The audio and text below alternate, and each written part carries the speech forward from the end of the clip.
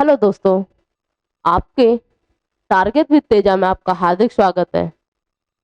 SSC GD के लिए जैसे कि आप लोगों ने बोला था कि हिंदी की प्रैक्टिस सेट कराई जाए, मैं मीनी सिंह मेरे द्वारा हिंदी की प्रैक्टिस सेट कराया जा रहा है। इससे पहले बी.आर. अम्बेडकर का एक कोटिंग याद आता है कि शिक्षा वो शेरनी का दूध है, वो जितना पिएगा उतना दहाड़ेगा। तो मेरे द्वारा पहला क्वेश्चन, निम्नलिखित में से कौन सा पृथ्वी का पर्यायवाची है? निम्नलिखित में से कौन सा पृथ्वी का पर्यायवाची नहीं है? हमारा आंसर स्टार्टअप, धरा, अचला, सुधाकर या धरती। हमारा आंसर क्या होगा इसमें से? धरा धरती का है, अचला धरती का है, धरती पृथ्वी का है और सुधाकर हमारा आंसर आएगा सी।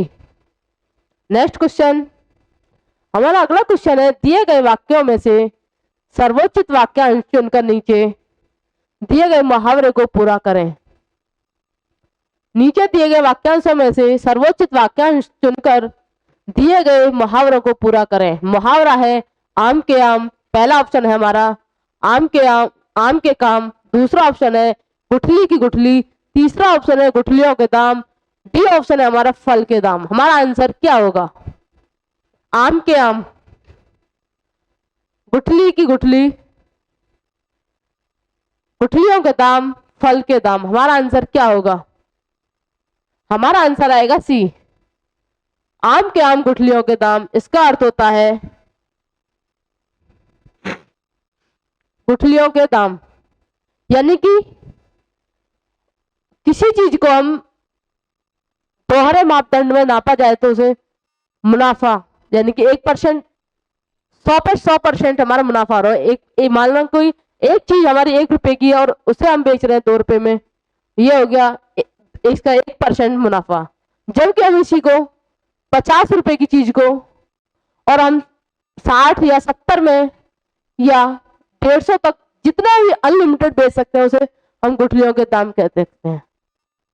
आगे क्वेश्चन है हमारा क्वेश्चन नंबर 3, शुद्ध वर्तनी का चयन कीजिए।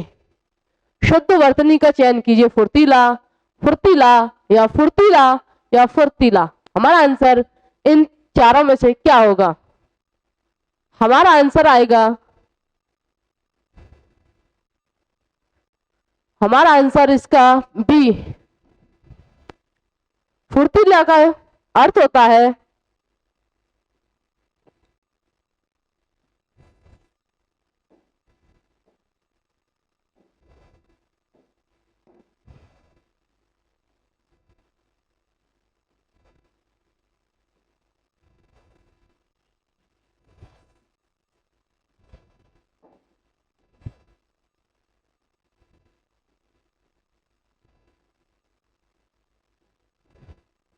फुर्तीला का अर्थ होता है स्फूर्तिवान। अर्थ क्या होगा इसका? स्फूर्तिवान।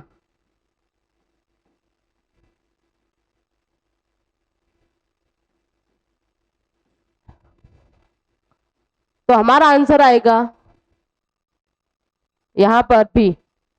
नेक्स्ट क्वेश्चन है क्वेश्चन नंबर 4, दिए गए रिक्त स्थान में सही वर्तनी वाला शब्द ज्ञात कीजिए। राजीव अपने माता पिता पर है, निर्भर है, निर्भर है या निर्भर है या निर्भर है। हमारा आंसर इन चारों में से क्या होगा?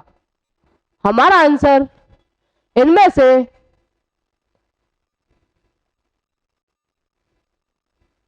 निर्भर है। नेक्स्ट क्वेश्चन, निम्नलिखित में शुद्ध वाक्य है। निम्नलिखित में से शुद्ध वाक्य है। मेरी बात ध्यान के साथ सुनो। साहित्य और समाज का घनिष्ठ संबंध है। साहित्य और समाज का घनिष्ठ संबंध है। थर्ड है, एक लोटा पानी से भरा लाओ। वह सारी रात भर जागता रहा। वह सारी रात भर जागता रहा। हमारा आंसर क्वेश्चन नंबर 5 का क्या होगा? साहित्य और समाज का घनिष्ठ संबंध है। हमारा आंसर शुद्ध ये है, क्योंकि मेरी बात ध्यान के साथ सुनो। मेरी बात ध्यान से सुनो। यहां से की जगह क्या होता, के की जगह क्या होता, से। नेक्स्ट, एक लोटा पानी से भरा लाओ। एक लोटा पानी से भर लाओ।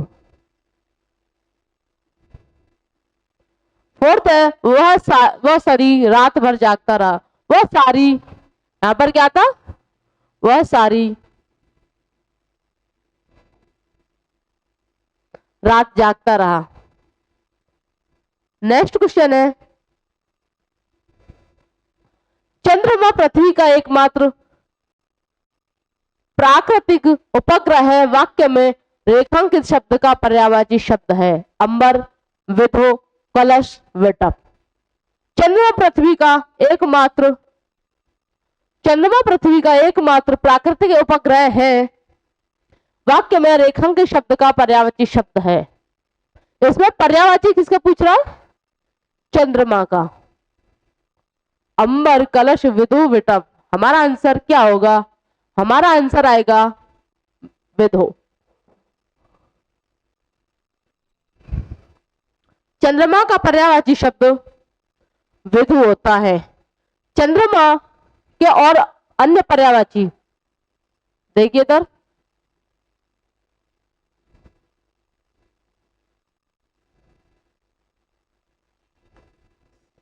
चंद्रमा के पर्यायवाची शब्द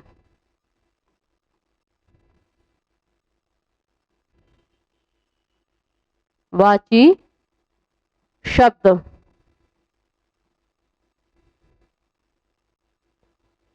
चंद्रमा के पर्यायवाची शब्द, एक सेकेंड,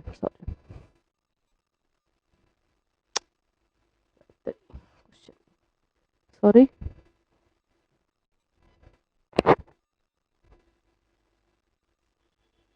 नहीं आया, सॉरी।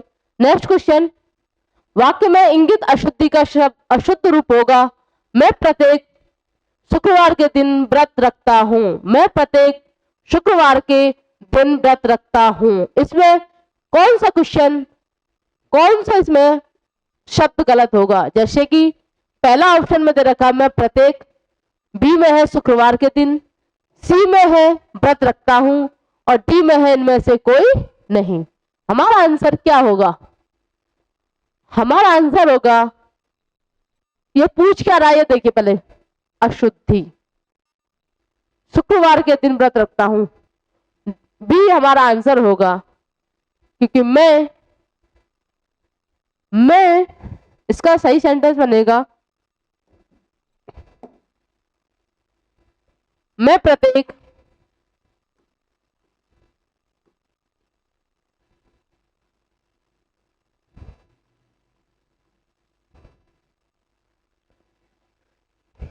मैं प्रत्येक शुक्रवार के दिन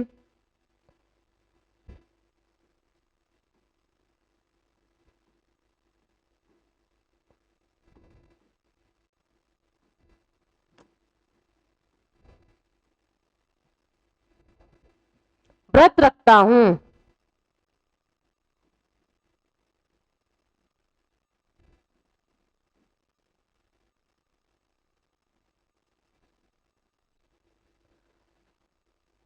क्योंकि मैं प्रत्येक, हमारा सही है, शुक्रवार के दिन, वो कब रख रहा है, शुक्रवार।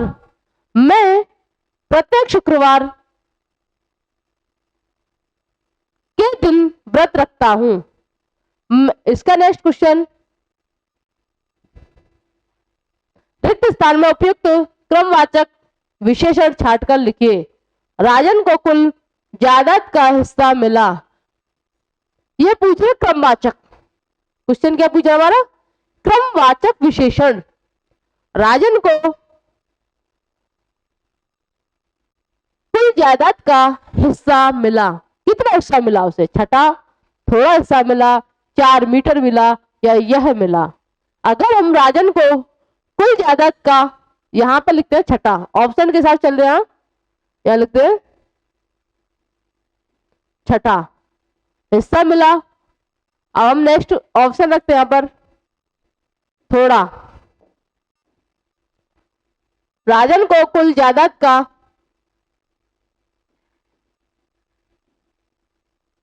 थोड़ा हिस्सा मिला। और ये पूछ क्या रहा है, क्रमवाचक विशेषण, तो ये तो गलत हो गया। अब हम आगे इसका ऑप्शन रखते हैं 4 मीटर, राजन को कुल जायदाद का 4 मीटर हिस्सा मिला। अब यहां पर हम लिखते हैं 4 और मीटर,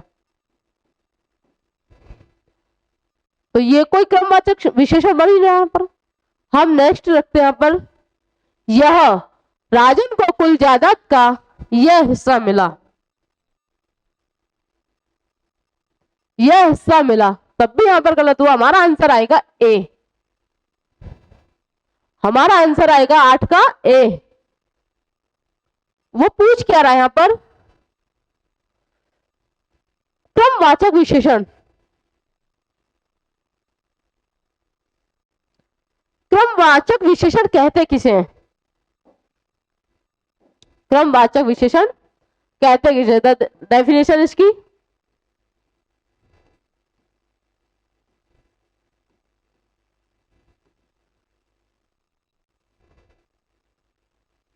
क्रमवाचक विशेषण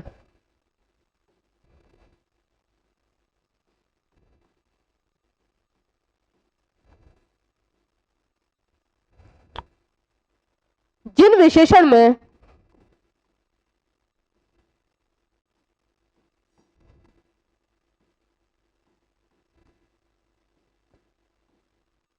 जिन विशेषण में जिन विशेषण में क्रम का बोध हो, किसका बोध हो, क्रम का बोध हो,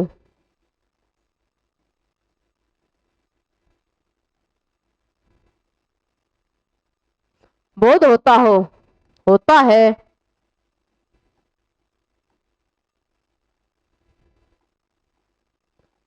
उसे क्या कहते हैं हम, क्रमवाचक विशेषण कहते हैं।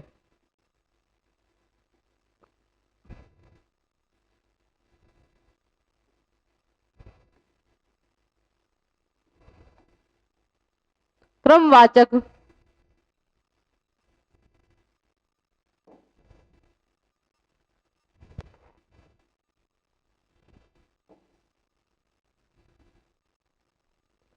विशेषण कहते हैं।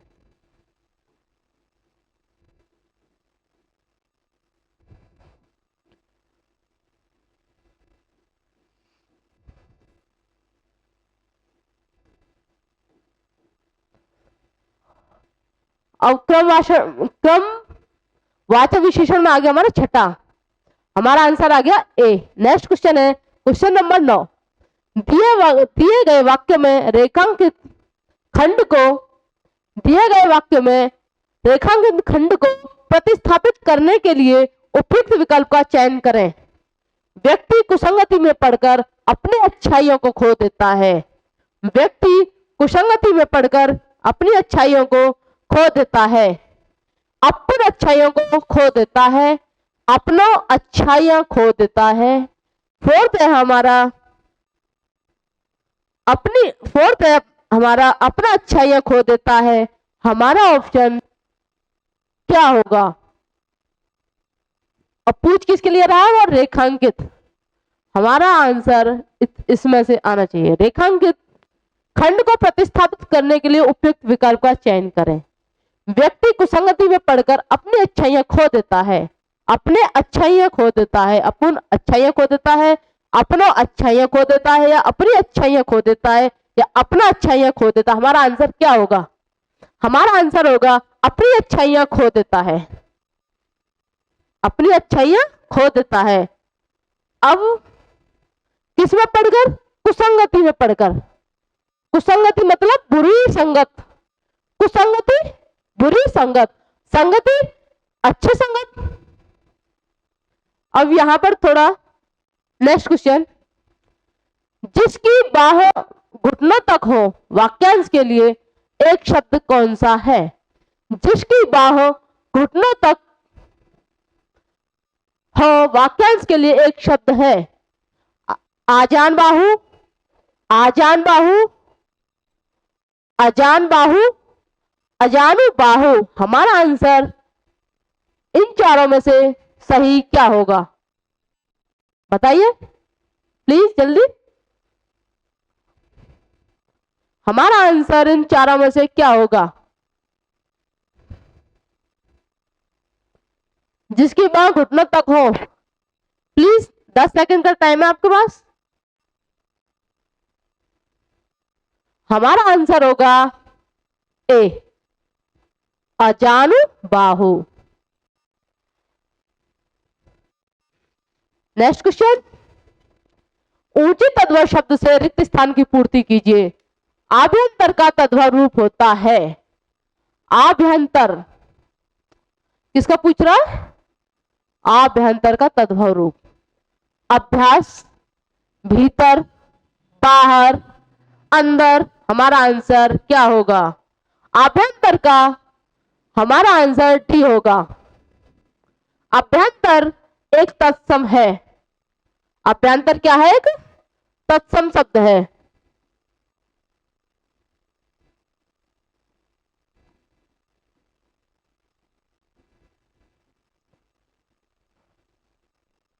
जिस इसका तद्भव भीतर होता है, इसका तद्भव क्या होगा? ये क्या ये तत्सम शब्द है और इसका क्या होगा? तद्भव पूछ रहा है, तद्भव भीतर। नेक्स्ट आंसर, नेक्स्ट क्वेश्चन है, भारतीय सेना देश की रक्षा करते हैं।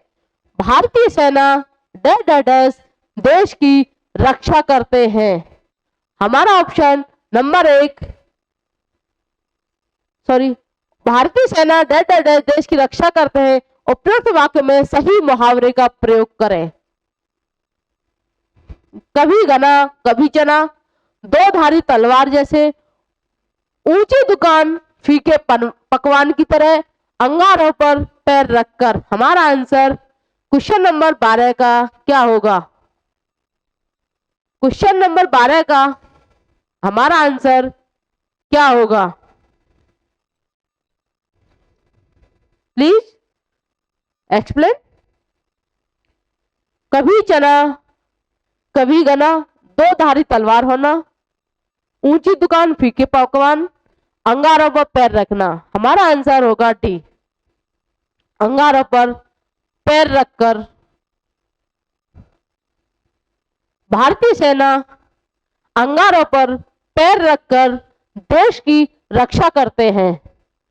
कभी घना कभी चना, इसका अर्थ होता है क्या? ना इधर का ना उधर का होना। दो धारी तलवार ने दोनों तरफ से दुख का होना।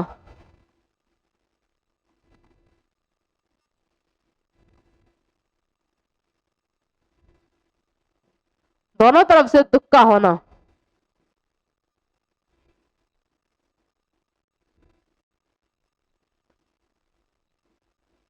ऊंची दुकान फीके पकवान की तरह, इसका अर्थ होता है होता कुछ है दिखता कुछ है, यानी दिखावन, किसी चीज का दिखाना। अंगारों पैर रखना, यह हो गया आपका। आगे क्वेश्चन है, दिए गए वाक्य में रेखांकित खंड को प्रतिस्थापित करने के लिए सबसे उपयुक्त विकल्प का चयन करें। यदि इसे प्रतिस्थापित करने की आवश्यकता नहीं है तो विकल्प किसी बदलाव की आवश्यकता नहीं है का चयन करें। प्राणी मात्र के प्रति दया भाव सभी धर्मों का तत्व आधार है। इतने का आंसर बताना है। प्राणी मात्र के प्रति दया भाव सभी धर्मों का तत्व आधार है। धर्मों का सभी तत्व आधार है। किसी बदलाव की आवश्यकता नहीं है। सभी धर्मों का आधार है, आधार तत्व है। सभी तत्वों का धर्म आधार है। हमारा आंसर क्या होगा? प्राणी मात्र के प्रति दया भाव सभी धर्मों का तत्व आधार है। हमारा आंसर आएगा सभी धर्मों का आधार तत्व है। Answer number C. Next question, Valmiki हमारे आदि कवि थे। वाक्य में रेखांकित शब्द का पर्यायवाची नीचे दिए गए विकल्पों में से चुनिए। वाल्मीकि हमारे आदि कवि थे। इसका पूछ रहा है क्या, पर्यायवाची, अदरक, आदर्श, रसाल, प्रथम। हमारा आंसर क्या होगा? आपको 30 सेकंड दी जा रही है, जल्दी आंसर बताइए। हमारा आंसर क्या होगा? वाल्मीकि हमारे आदि कवि थे। आदि की जगह यहाँ पर क्या हो गया? पर्यायवाची आदि का क्या है? आदि वैसे पर्यायवाची किसके? आदि का हमारा आंसर आएगा बी, वाल्मीकि हमारे आदि कवि थे। हमारा आंसर आदि नहीं होकर बल्कि क्या है? आदर्श। आगे नेक्स्ट क्वेश्चन है, दत्त चित्र के लिए वाक्यांश। दत्त चित्र के लिए एक वाक्यांश, जिसने इंद्रियों को जीत लिया हो। यहां पर हमारे क्या होगा? इसका क्या है? जितेंद्रिय।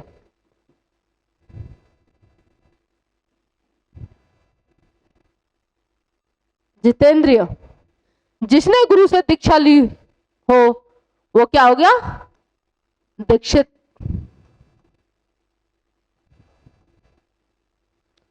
जिसने ऋण चुका दिया हो उसे क्या कहते हैं? उऋणी।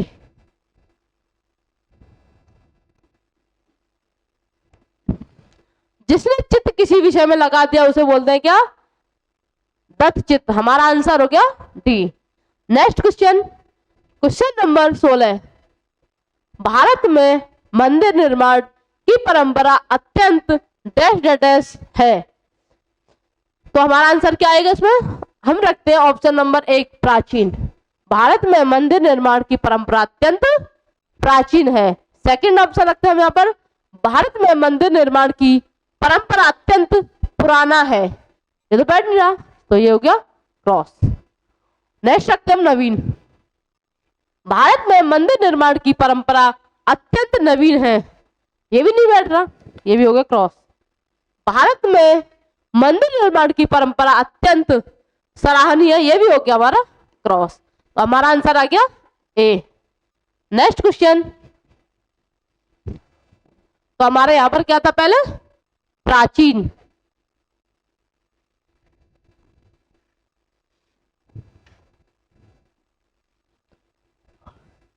भारत में मंदिर निर्माण की परंपरा अत्यंत प्राचीन है।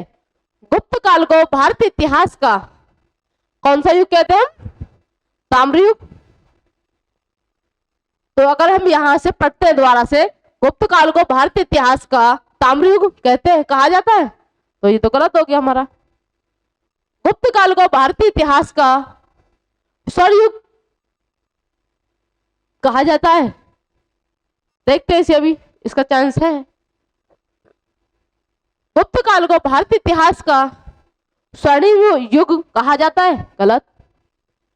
और इसका कोई टी नहीं, तो इसका हो गया हमारा बी आंसर। नेक्स्ट क्वेश्चन, अब भारत में मंदिर निर्माण की परंपरा अत्यंत प्राचीन है। हमारे यहां पे क्या आ जाएगा? प्राचीन। भारतीय इतिहास का क्या कौन सा युग है? इसे क्या कहते हैं? स्वर्ण युग।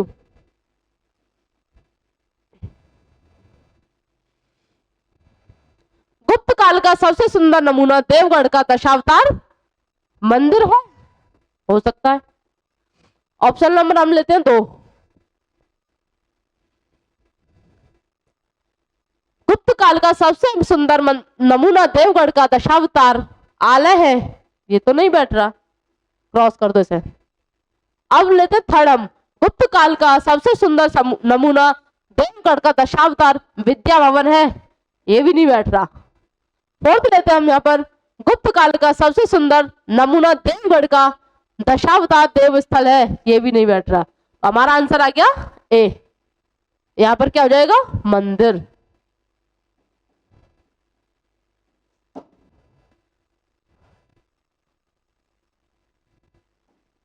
Next question, question number 19, Bharat में मंदिर निर्माण की परंपरा अत्यंत कैसी है? प्राचीन।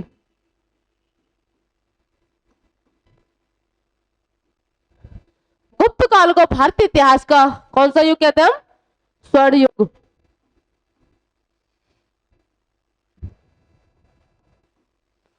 गुप्त काल का सबसे सुंदर नमूना देवगढ़ का दशावतार कौन क्या है?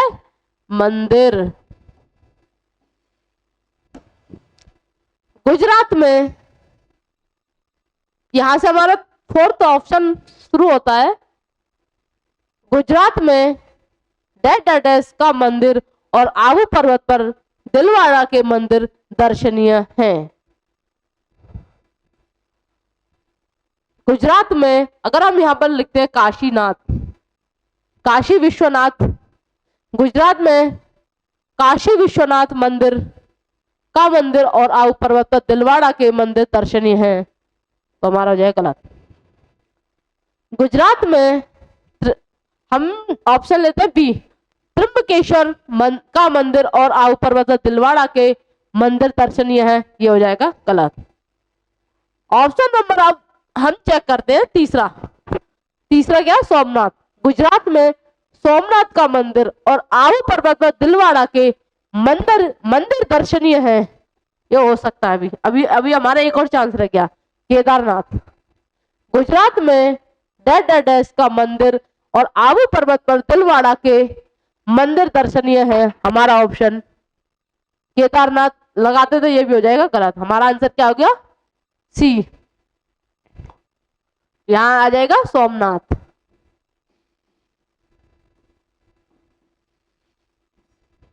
नेक्स्ट क्वेश्चन, क्वेश्चन नंबर 20 और आज का आपका लास्ट क्वेश्चन। क्वेश्चन कह रहा है भारत में मंदिर निर्माण की परंपरा अत्यंत कैसी है? यहाँ पर प्राचीन।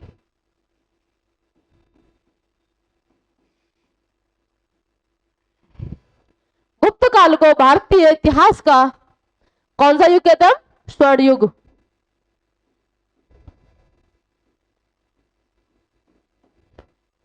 गुप्त काल का सबसे सुंदर नमूना देवगढ़ का कौन सा है? दशावतार मंदिर। यहां पर क्या आएगा? मंदिर। गुजरात में किसका मंदिर था? सोमनाथ का मंदिर। सोमनाथ का मंदिर और आबू पर्वत पर दिलवाड़ा के मंदिर दर्शनीय हैं। दक्षिण भारत में उच्च कोटि की वास्तुकला और मूर्तिकला के दर्शन होते हैं। दक्षिण भारत के मंदिरों का मुख्य द्वार गोपुरम कहलाता है, जो अनेक मंजिलों वाला होता है। तंजावुर का बृहदेश्वर मंदिर विश्व प्रसिद्ध है। इसका शिखर 200 फुट ऊंचा है। शिखर पर स्वर्ण कलश है, जिस पर स्वर्ण कलश है उसका वजन 900 क्विंटल है। चिदम्बरम की विशेषता है वहां स्थित नटराज की मूर्ति है। यह तांडव नृत्य करते हुए किसकी? शिव जी की मूर्ति है।